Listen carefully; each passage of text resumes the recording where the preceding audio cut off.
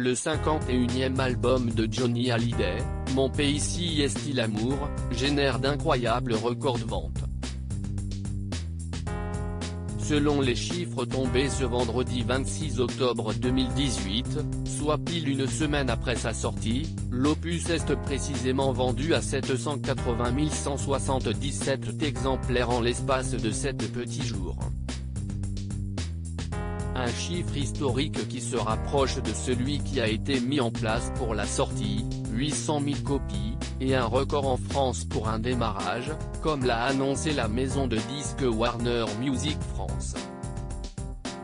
Si est-il le meilleur démarrage sur une semaine de vente dans l'histoire de la musique en France, le dernier record étant détenu par Johnny Hallyday lui-même en 2002 avec 305 634 albums vendus, avec l'album À la vie, à la mort, note de la rédaction, souligne Thierry Chassagne, le patron de Warner, dans un communiqué. Les fans sont au rendez-vous de cet album exceptionnel. Je ressens une grande fierté pour l'ensemble des équipes qui ont œuvré à cette production très particulière et émouvante, poursuit-il. Johnny plus fort que Drake. Au terme de son premier jour de commercialisation, l'album avait déjà atteint des sommets avec 300 000 ventes physiques, et il était devenu disque de diamant, plus de 500 000 exemplaires, en 3 jours.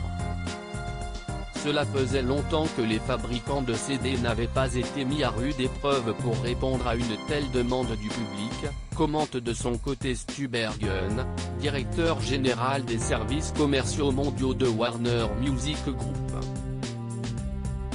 Au regard de ce démarrage en flèche, et alors que la période faste de Noël approche, Mon pays, si est-il amour pourrait devenir le plus gros succès commercial du chanteur, décédé en décembre dernier à l'âge de 74 ans.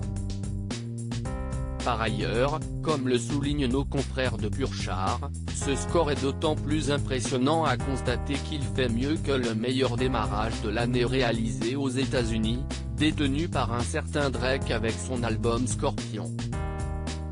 Celui-ci avait effectivement enregistré 732 000 ventes en première semaine.